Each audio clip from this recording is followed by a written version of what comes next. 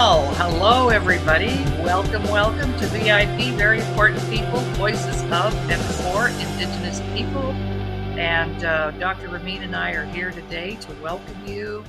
And thank you for coming back. And we've got people watching already. We just got started. And so we're streaming live today on the Laurie Davis Facebook page, our YouTube channel. And we have a very special guest with us today. Good morning, Ramin. How are you doing down there in hot and fiery California? Actually, you know, what a difference a week makes. So it's pretty nice and cool. It was we have down to 70s Fahrenheit, so it's pretty pleasant. Mm-hmm. And it's Have you wonderful got to be back. have you got something around your neck? Are you wearing a I am my Oh, medallion with honor, oh, and it has just very hold it much up. Oh, connected to our guest. I have to say, oh, so nice. yes. Beautiful. Well, I got a couple of nice gifts from our guest last week too. So I'm not Yeah. wearing it today, but I have worn both pairs on shows already. What would we do without our friends? Oh my gosh, not much, would we? Well, let's not waste any more time. Let's just bring Yes. her in. But before we do that, why don't we just talk, you and I, about why we want to do this show? Because this is an independent show. It's not connected to any of our channels. Yeah. This is something that we wanted to do.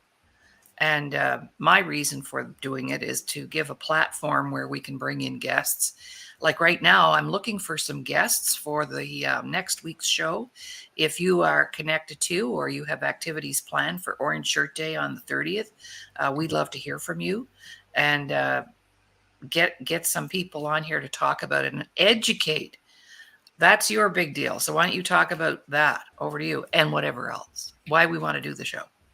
No, absolutely. You mentioned about education, and I think our goal is actually global awareness of and we call it the voice of Indigenous people, but it is for and because of the global attention we need. We need that awareness to see the challenges, but also the rich culture and traditions. So we usually look at just one side of things, but I think there's a lot of positive things that we can build on and as a foundation. So I really like to build on that and to show the pride and all the good things that has happened. And then Mhm. of course that will help us to take care of the negative things, unfortunately. And our guest obviously today is a very special guest, and I know she will give us more awareness of what's going on. So that's our goal. Again, Yeah. educating both sides in a way. And Right on.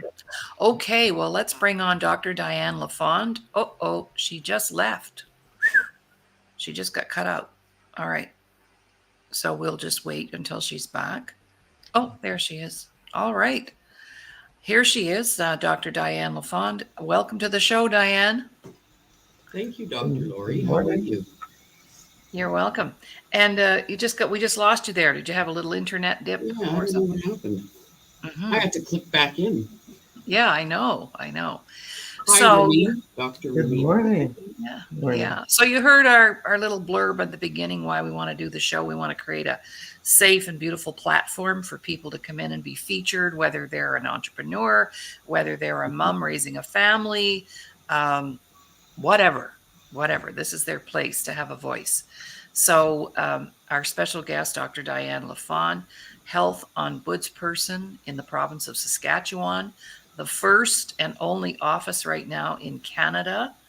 Mhm. And perhaps I'll stop talking because I don't know anything more than that, other than I know the terrific person that's sitting in that position right now. So over to you, Dianne. What is the Health Ombudsperson's office? What does that mean? Okay, Dr. Laurie. Thank you. Thank you for having me on the show today. And I am coming from you. I'm coming to you today from Treaty 6 territory. Nanaskum Tinawal Pakiawano Tsepetaksinie. So those are my Cree introductory. That's who I am. I'm a Cree First Nations woman from the Muskeg Lake First Nation. I am the first First Nations Health Ombudsperson in the country of Canada. Um, so our First Nations Health Ombudsperson's office was created by the 74 chiefs in Saskatchewan to look at healthcare or the lack of healthcare for First Nations people in the province of Saskatchewan. So our office, I was involved with the building of the office. So in from May 16th of 2022, I was appointed interim from the chiefs in Saskatchewan, an interim health ombudsperson, and I was engaged to come and build this office so that we could have it operational by July 1st of 2023. So I had marching orders and I had outcomes, deadlines, and uh, I met everyone. We became operational July 1st of last year. Staff was all in place and it was time to get down to business, right?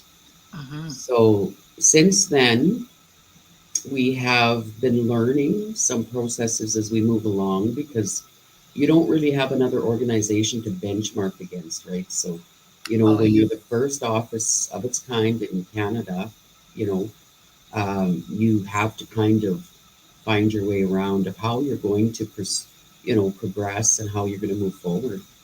So, I think we did, well, I know we did a very good job. We have a very good data management system. It's called Path DMS. So we capture every contact that we have in the office, whether it's phone call, walk-ins. We have a website where people can go on there and file their complaints. However, one of the very important things of our office is we're very culturally grounded.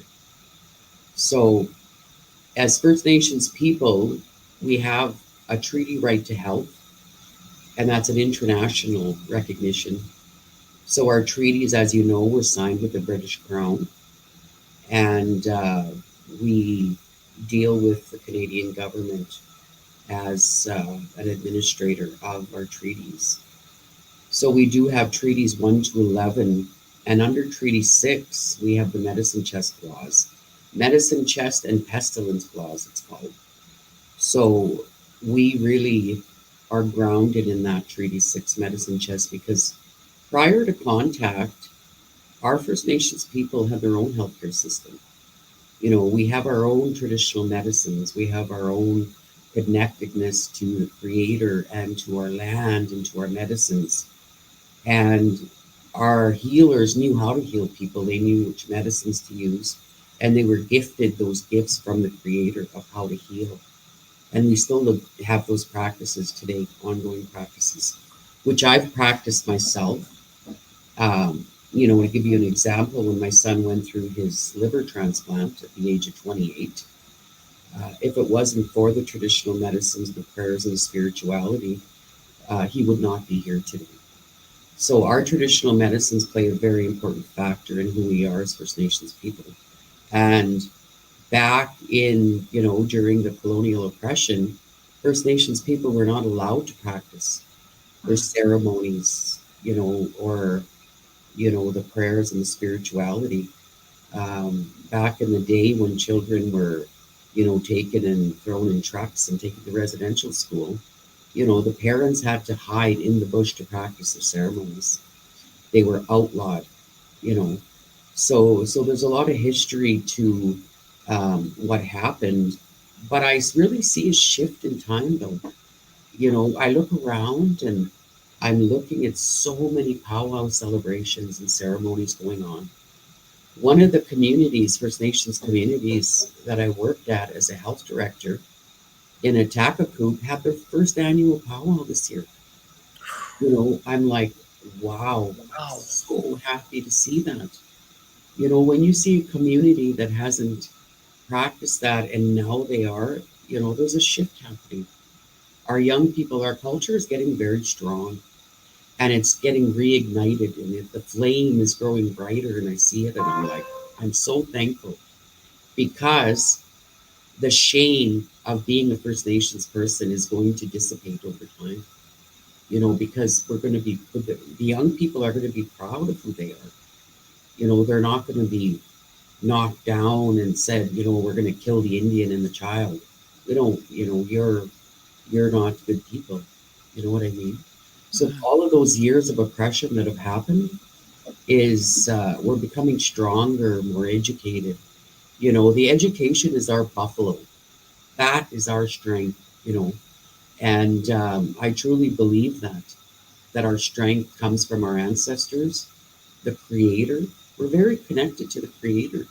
Our ceremonies are very powerful, you know, and our cultural beliefs because, you know, the Creator put us here and we're part of the land, we're part of the water, we're part of the air.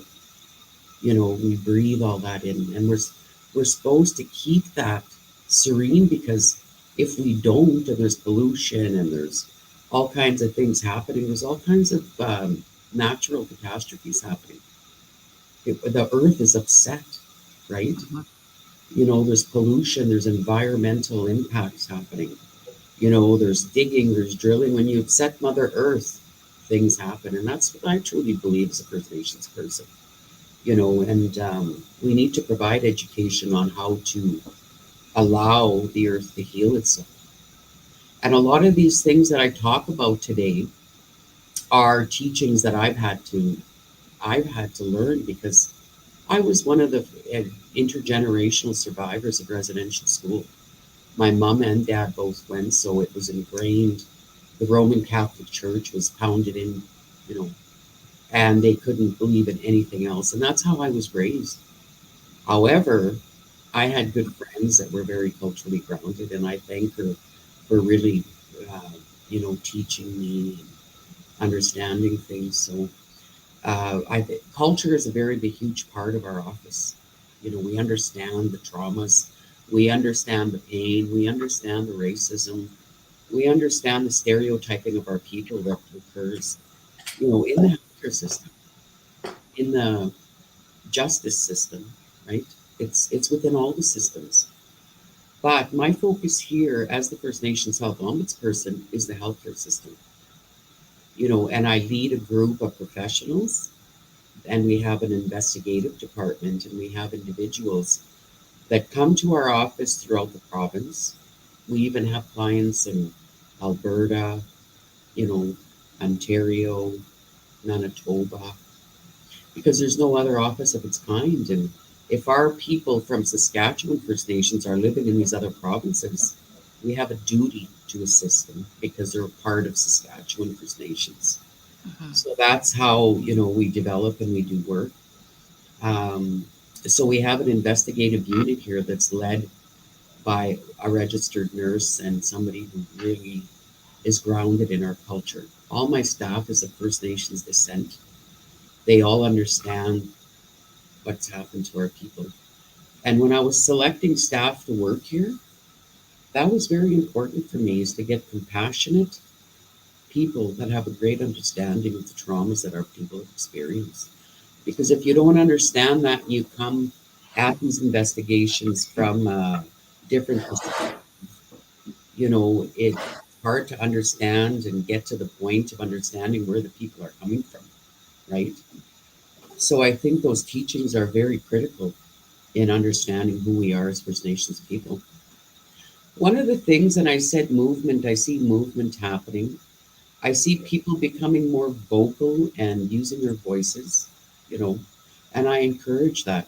Your voice, use your voice. Back in the day, our ancestors and our parents used to always have this word for us that was called, they said, Kiam, Kiam Diane. And I'm like, no, no more Kiam. It's time we speak up. It's time we use our voice. And Kiam in our language means let it go, let it be, you know. And a lot of our elderly people say that, and I'm telling them, no, you don't deserve that treatment. You know, you don't deserve to be mistreated or disrespected. You deserve respect. Every person on this earth deserves that, right? Including First Nations people in this country. And unfortunately, we've been living in times where we've been disrespected in so many different ways, right? And when I was a little girl growing up, I was always thinking, because I was ashamed of being First Nations, I was always thinking, you know, why? Why do people not like us? What is it about us? I used to think that. Even growing up as a teenager, I think that. I think, what is so different about me, right? And as years have gone on and I've learned more and I started becoming more present in who I was as a First Nations woman. And now as I sit here today, I'm I am so proud and I would stand up for our rights and till the end, I stand up for our people. I stand up to say, you know what? You can't treat her like that. You can't treat him like that. Why would you do that? Right? So asking people questions and holding people accountable is my job. Ah, But also creating relationships because we have to work together. We want to work with you to make the healthcare system as best as it can be for everyone, including Indigenous First Nations people. Understanding how our culture, needs to be a part of who we are. We breathe it, we see it. If we want Indigenous traditional medicines to work together like this with the Western medicine, then let us do that. That's our right. So I think there's a lot of education and teachings that need to happen. There's still a lot of work that needs to be done because there's still so many systemic issues with yes. care that need to be addressed. However, in saying that, I was very moved, I'd say, the other day, 2 days ago, when my staff and I sat in our boardroom and we watched the live apology from the Canadian Medical Association to Indigenous people in Canada. Wow. It was it was overwhelming. I was so emotional. I'm like, they recognize it, you know. Their apology was very, I felt it was sincere. You know, some apologies they can just kind of they don't I don't feel it. And I'm a very feely person. I can tell when someone's sincere and when they're not. So I can read people pretty well. And I felt their apology was very sincere. And not only that, a couple of the doctors, like the Canadian Medical Health Association, uh, had the First Nations chair of the Canadian Medical Health Association in history. And it was Dr. Alika Lafontaine. He's no longer chair now, but he was chair. And it was nice to see him on that stage speaking. It was nice to see the other First Nations lady doctor speaking and the chair to talk about the harms that have been done to uh, Indigenous people in Canada with respect to healthcare and admitting that they've got to do better. You know, one of the headlines that they did say was this was a headline, and if you get an opportunity to Google it, one of the headlines was deeply ashamed. Canadian Medical Association apologized for the harms to Indigenous peoples. You know, and this organization represents Canada's doctors, has issued a formal apology for the harms the medical profession has caused Indigenous peoples in Canada. So, and that happened Wednesday on traditional lands in Victoria. Their president, talked about their deep shame, the deplorable racism and discrimination and physical, psychological harms that were done to Indigenous people as a result of the actions and inactions of physicians, both historically and today. Yeah. So it was quite powerful. Like to Indigenous peoples living in Canada, we apologize to you. We are sorry. We are sorry. We have lost your trust and the harms that you, your ancestors, your families, and your communities have experienced. So there's a lot of these quotes, that they talk about. But one of the things that really shook me to my core, made me very emotional, during the apology, they interviewed an elder who has since passed away, but he wanted his story recorded. So this gentleman, our ancestor, was in the residential school. And one day in class, he started spitting up blood. So they took him, the nuns took him, and he was flown to Edmonton. And I think he was like 5 years old. Don't quote me on that, but I think he was 5. He was very young. Um, and he was flown to Edmonton, and then from there he was taken on a train to one of the Indian hospitals that they put people with. They placed First Nations people with tuberculosis in.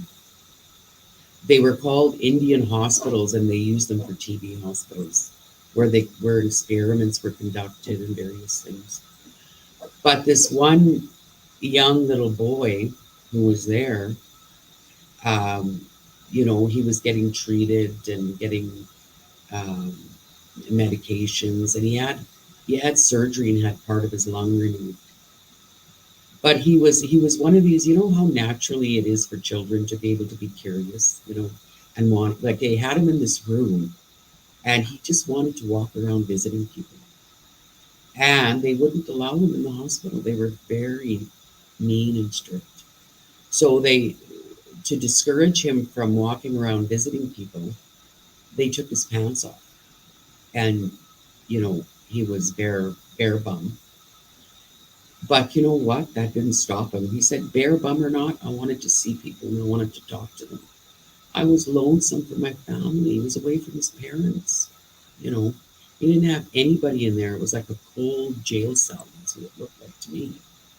So, anyways, that didn't stop him. So the next measure of, that the nuns and the people in the hospital did is they put 2 casts on his shins, and in between those 2 casts, they connected him together so that he couldn't walk. He had to hop to go anywhere.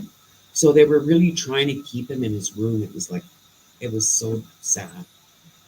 So he'd have to hop to go to the bathroom, and he couldn't hop around in the hallways. It was just too much for him to try to still go around visiting.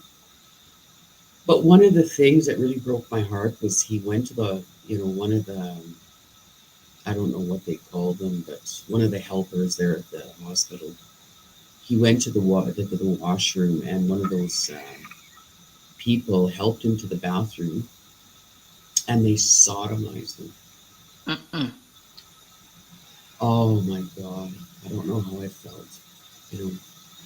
That was the start of this little boy's abuse. And he stayed in that hospital for 2 years. 2 years he stayed there and endured this pain and suffering. But these hospitals were prevalent back in those days. They called them the Indian hospitals, and they put TB patients in there. A lot of them didn't come out alive. They never made it home, and the families were never told what happened to them. And that's where you look at all these burial sites, right? If you recall that, there was a lot of uncovering of children that never made it home from residential schools that were buried in unmarked graves throughout the country. So a lot of these people in those Indian hospitals never made it home as well. But there was a lot of involuntary testing happening. Testing for TB medications, for example. Like, they were using First Nations people as guinea pigs, which is against the law. You can't do that, right?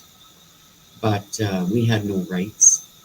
We had no rights as people. We weren't considered people. So when he told the story, he wanted it to be documented and told. He said this history is very important for our people to understand the pain that we've endured, and why there's so many addictions in our communities. Why there's lack of resources. Like, we don't see opportunities to go and get treated for wellness or trauma-informed care. If you want to go to a good trauma-informed facility, they cost $30 to $50. They're only accessible to the rich in this country.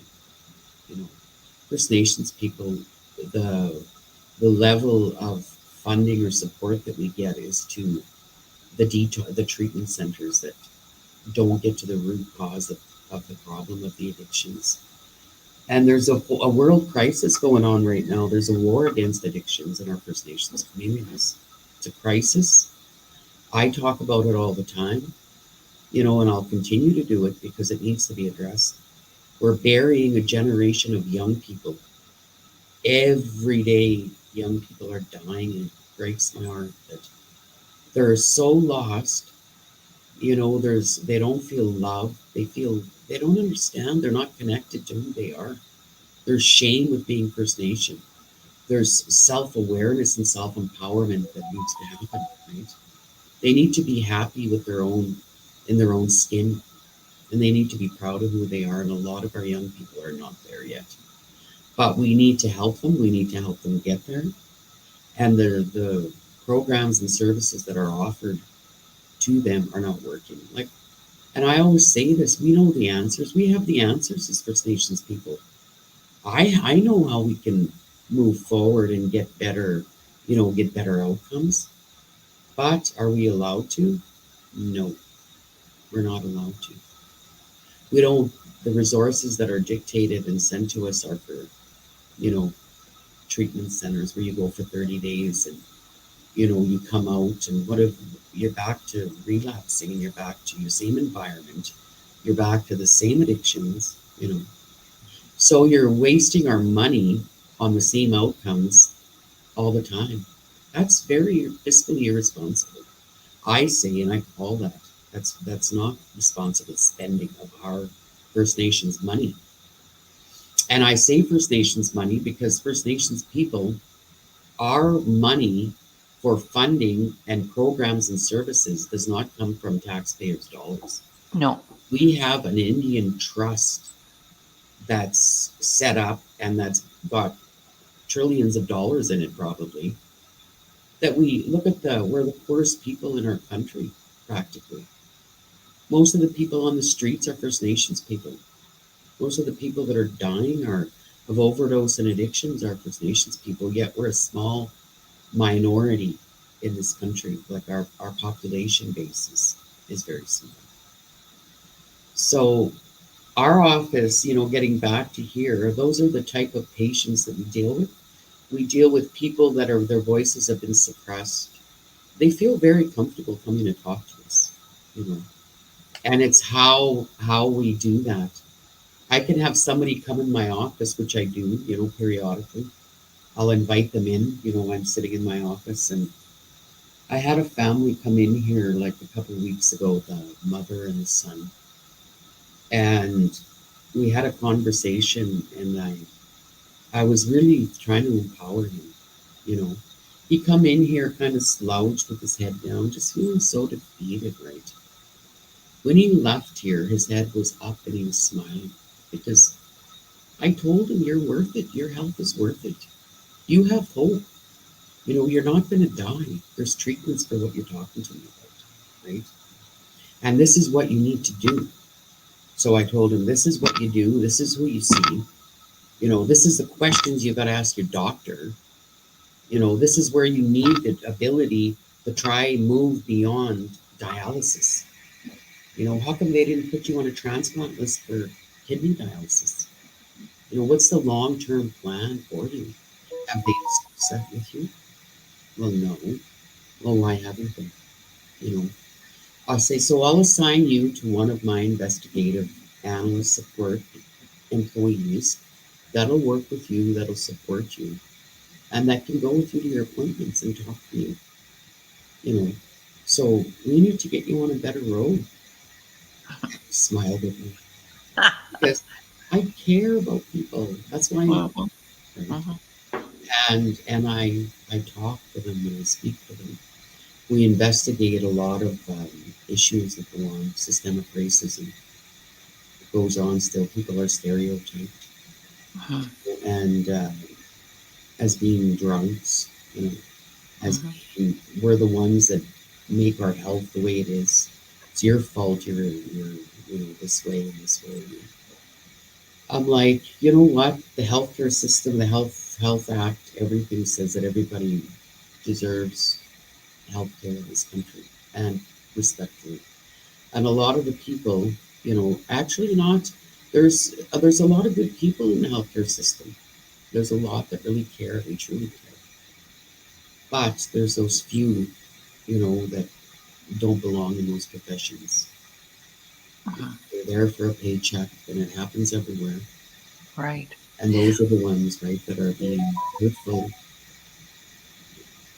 Well, let's take a little break and give you a chance to have some water or whatever. And Okay.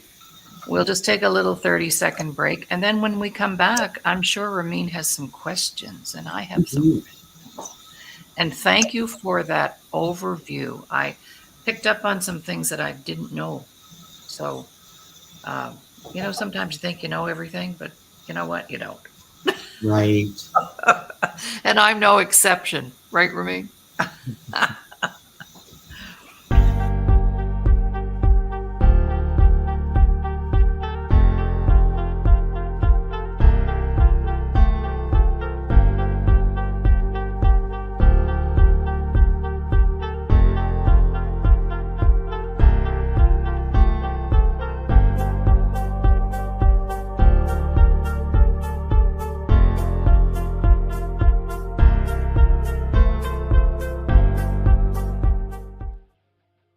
Welcome back, everyone. I'm Dr. Laurie Davis, and we're hosting our VIP show today, Voices of and for Indigenous People.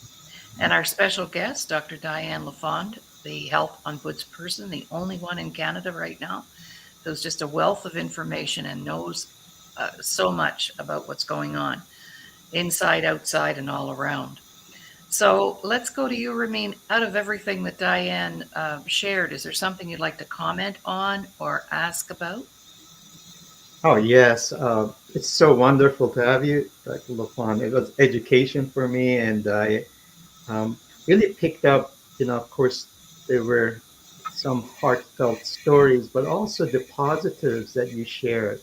And that is so important. You mentioned about education, the younger generation having that, again, that honor of knowing their heritage. And that's such a big key because with technology, which is helping everyone, I think, and also having that heritage and understanding the culture. It's such a wonderful time right now for our younger generation. Mhm. So I really appreciated that. One thing I'd like to ask you is you obviously one of the role models, and that's a huge key. I work with a lot of athletes and a lot of younger people. They look for their ideal. They like to follow someone that can follow their footsteps. Again, you being a wonderful role model, and the younger generation can see that. They can see the success, the changes that you're making. Do we have lack of that in the community? Do you think we have to really promote that? See that there is a hope. There is, despite all the challenges, we can do this. And you mentioned about a community coming together. Right. That's a very good point. And as you're talking about that, I was, thinking about that. And quite honestly, it's still we still have a lot of healing to do because there's still in communities. For example, I live in the urban center. For me to go back to my community, there's a lot of unhealthy thinking and behaviors to think, oh, Diane's coming back here and she thinks she's better than us because she's got this big fancy job, and you Mhm. know and sadly, that's some of the way that people think still because of the traumas inside. They don't love themselves. There's a lot of jealousy and envy. And there's still a big part of that that's going on. Even though I was born and raised in Muskeg to a family of 11 and grew up very poor, but had great teachings from some very wonderful parents that I have, values, right? Unfortunately, because that happens a lot to my family, and I don't know why. You know, um, I kind of know why. I think we're really good people. We talk really well. We work hard. We value our parents. Like I look after. Well, I have a roommate that's 87 years old. That's my mother. You know, and I call her my roommate, but those are part of our values. And a lot of times people get jealous. We need to get beyond that within our own First Nations people. There's a, and even with my honorary doctorate, and, it's like a lot of people, quite a few that are happy for me, but you still see that, you know, which is really, really disheartening. It really hurts that. But I know that we have a lot of work to do in that area. As for a role model for people, um, I'm a role model for my children. You know, my children are uh, just striving for to be better and to say, Mom, I'm so proud of you, Mom. You know, my mom's a doctor. Like they're telling their friends, and so the important people in my life that respect me and acknowledge me, and I'm quite a humble person. So as for being a role model, I have never really thought of myself that way. So Huh, good question. Yeah, but we do think Mhm. of you that way. mhm. So why don't we talk about Diane? Would you like to reshare the story of our elder? Because we've already made it public and we've already done a show about it. But some of our viewers today may not know. We've got people watching us live right now. So Mhm. some people may not be aware of that situation. Is that something we can talk about? What happened to that elder? Right. And this would be an example of the work that you do when you get a complaint or you get a phone call or Mhm. whatever. So, Yeah. would you like to share that? Yes, Dr. Laurie, I can share that. Uh, so a couple of weeks ago, or maybe a month ago, geez, I was in Edmonton working with a family from there. And generally, we have to have permission to share stories. However, the story was shared publicly with Dr. Davis, Dr. Laurie Davies, and myself, and has already been made public, via the show. So after, we shared a story about an elder who was in the hospital in Alberta, in Edmonton, um, who was, I believe he was 83 years old. But I've met him on a couple of occasions. His name was Dexter Adams. And we went and talked to him. And when he was young, of course, his First Nations children. And, you know, we were not allowed, or our ancestors were not allowed to have long hair. They were shaved in the schools. And braids to us and our hair is very sacred, right? It's a part of who we are, it's part of our being. Anyways, Dexter was in the hospital there and he was waiting for a bed for long term care. He wasn't treated very well in that hospital. One of the things Dexter had took him a long time to grow his braids. He had two braids about down to here. And one of the family friends had went to the hospital and braided his hair for him and did kind of French braids, and he was so happy giving the thumbs up, and you could just see the big smile on his face, right? Um, he had really no uh, medical conditions that would have been a threat to his life or anything. He was waiting for long-term care, like a bed in a long-term care home, due to the fact that he had kind of a little bit of issues with his mobility, and his wife was going through cancer and couldn't really care for him at home anymore. So this was kind of the way that the things were going. And one morning, his wife, she went to visit her husband every day, and Eve went there, and she thought she seen Dexter sitting in his wheelchair by the front desk, and she had to do a double take because his hair was short. So she went up to him and said, "What happened to your hair?" And apparently, that morning, one of the nurses took it upon herself to cut his braids off, his hair off. Like his hair was like, just very short, like a buzz cut. And his wife was just upset and shocked. and she wheeled him back to the bedroom and noticed in the garbage can, there would lie Dexter's hair on top of soiled diapers. She was furious, hurt, very hurt. She made the nurse come in and pick up his hair out of the garbage and she put it in a bag. Um, and no permissions were given. Like there was no reason why you would cut someone's hair. It was just appalling, like to think a nurse would do that. So, anyways, this happened, and um, the family contacted our office. So we were completing an investigation, and we had pictures of Dexter before and after. Before his haircut, after his haircut. He died. You could see in the picture after his haircut, after they cut his braids off, his spirit just gone. He was just like so sad.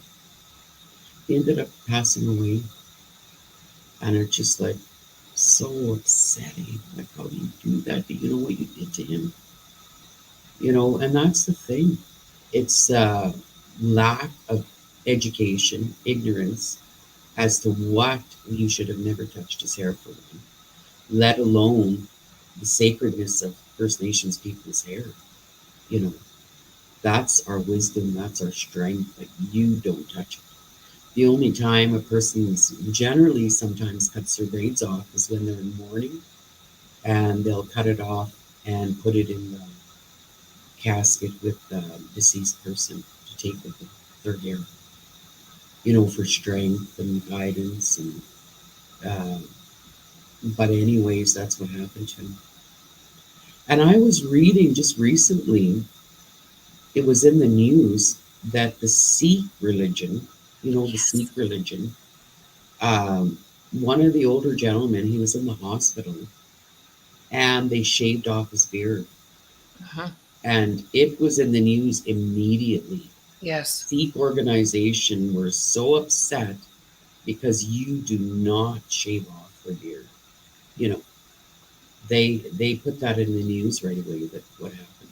And so you compare it, like, what's the difference with, it's the same thing that happened to our First Nations elder, So these are the reasons why our office exists, and what we do to support families, to support individuals. And that story, look, Dr. Laurie interviewed the wife, Eve, and the niece, Kathleen. So they've already told their story live, and there's still ongoing work with that. But, there needs to be understanding of this. The people that come into this country need to be educated as well.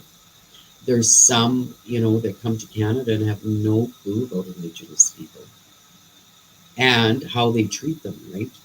But it's, if you see other people treating First Nations people in a derogatory manner, it's learned behavior. You do that too.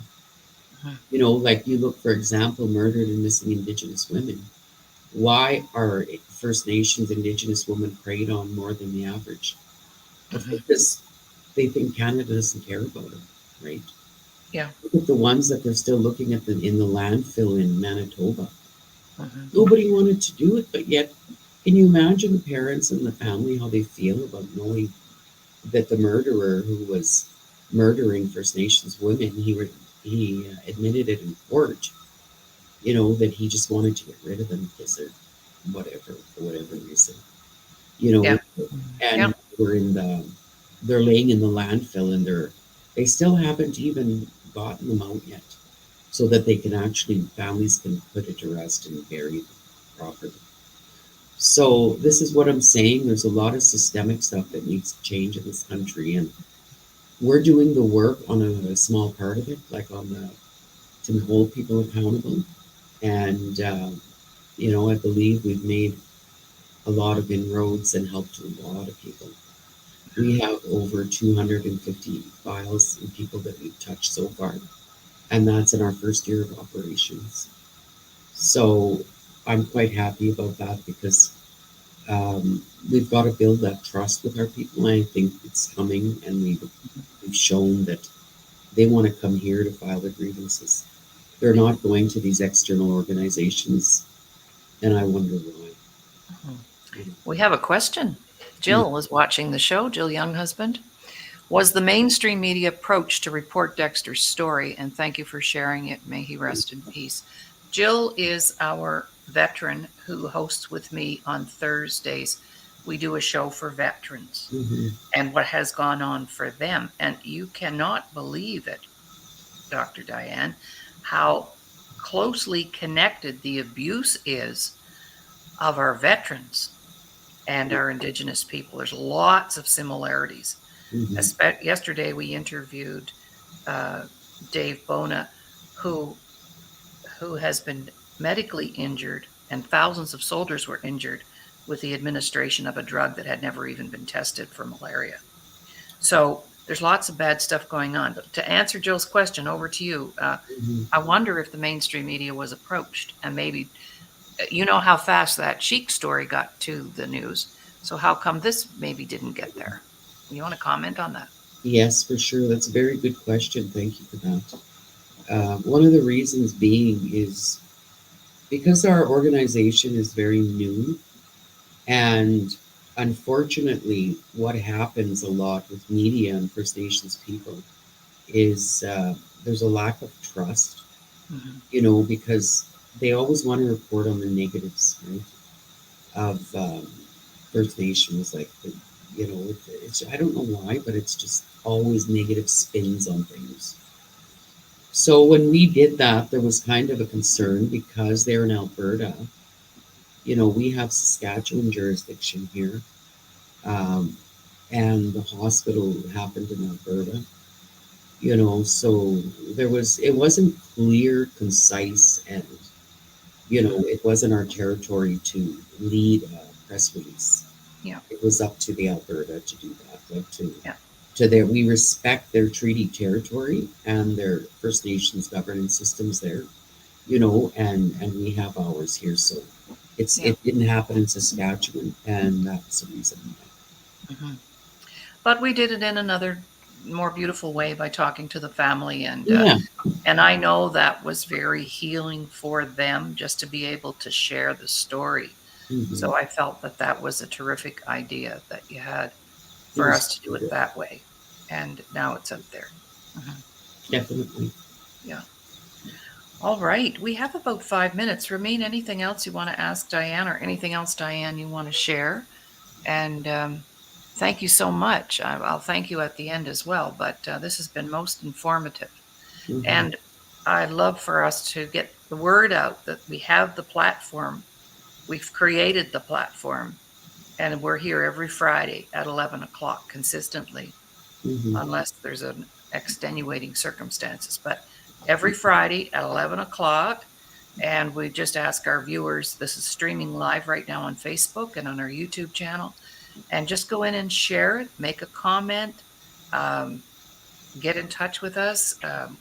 If there's someone out there that right now, I'm looking for guests for next week who know a lot about Orange Shirt Day and Every Child Matters Day. Hmm. So if there are some folks out there who would like to come and have a voice next week on our show next Friday, we would encourage that, right, Ramin? We're the hosts, but we love the guests. It's not about us. It's about Hmm. being here to support the information.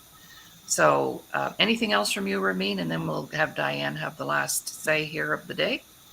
Oh, absolutely. This story that you shared, that I think is one of the purposes of this program. Is about the awareness.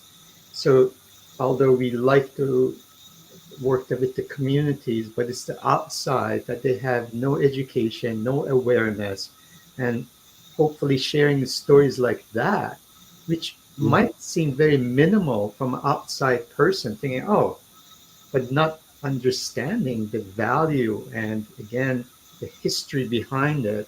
So I'm hoping using this platform with wonderful guests like Dr. Lafond, if we can share that so the people from again globally to understand. actual culture, understand the values, and also the challenges. Those are big things. So, and I really appreciate you sharing those. So what I took is like the good news and the bad news and the positives and challenges. Mm-hmm. Mhm. We've got a long road ahead, but it's all like you said, like at the end of the tunnel. Mm-hmm. Thank you. That's exactly right. And focusing on the positive way forward, I'm always like, okay, so how are we going to prevent this? How can we move forward? And how do we prevent this from happening again? Mhm. So, some of the challenges I have is the history that's shared needs to be real history, needs to be real teachings, right? Um, and those are like the video that was done with the family. How powerful is that for people to watch that in hospitals? Just the teaching on our hair, you know, Mhm. on Mhm. how you do not, cut people's hair. Like, and realistically, that's a human right to everyone. I wouldn't Absolutely. expect you to be in a hospital, Dr. Laurie or Dr. Ramin, and have somebody go up to you and, oh, your hair is annoying, so I'm going to shave it off and cut it off. Like, there's boundaries and there's spaces that you don't cross. That's right. And that's for all human beings. That is not, just for Indigenous First Nations people, but it's for somebody to go within that private space and do something so intimate like that is quite uh, Yeah. disturbing, right? Very Mhm. disturbing. Mhm.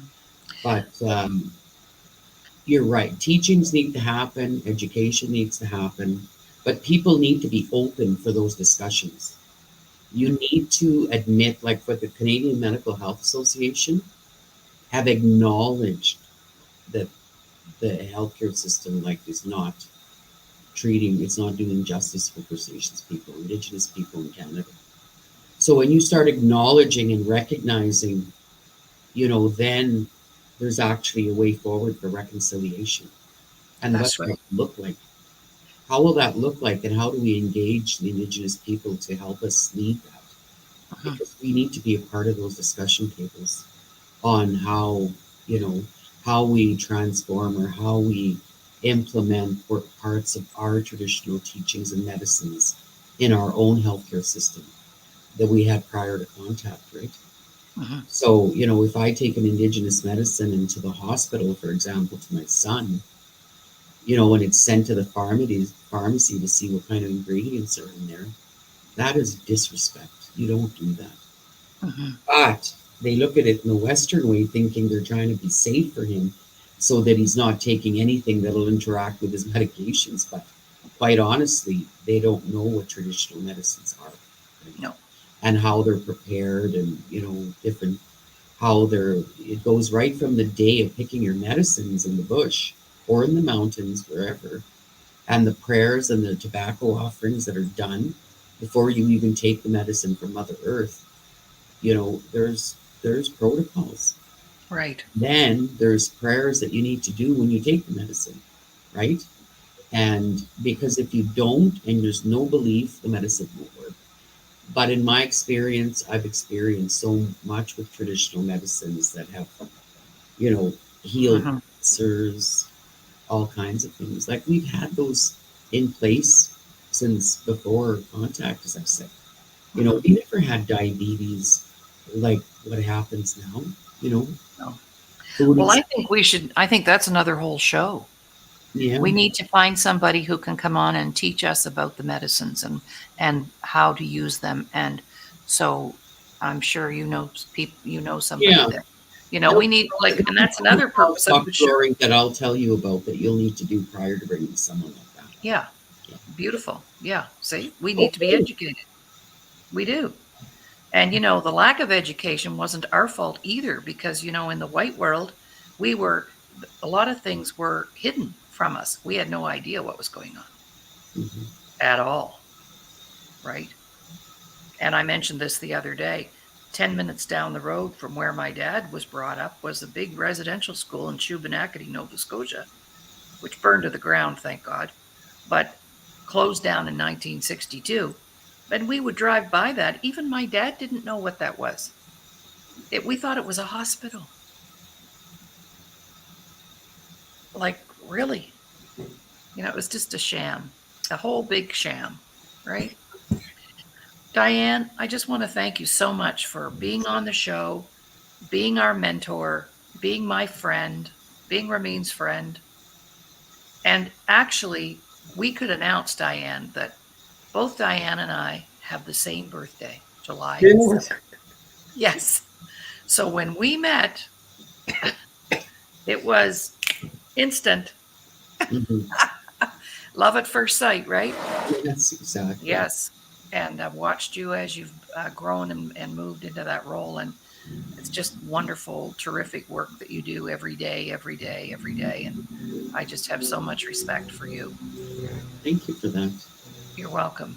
And I had the pleasure of working with her staff last year, and they are amazing also. Good Mhm. job.